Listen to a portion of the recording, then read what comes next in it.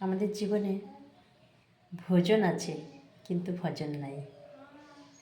আমরা ঠিক ঠিক সময়ে খেতে ভালোবাসি, ভোজন করতে ভালোবাসি, কিন্তু ভজন করতে ভালোবাসি না।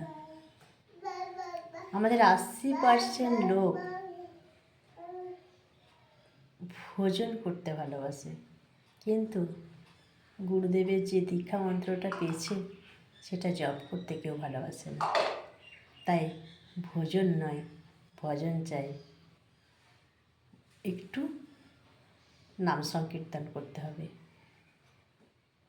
ভোজন করতেও হবে, আবার ভজনও করতে হবে। তবে আমরা সঠিকভাবে পথ চলতে পারবো। তাই ভোজনের সাথে সাথে ভজন করুন, তাহলে অনেক দূর এগিয়ে যেতে পারবেন।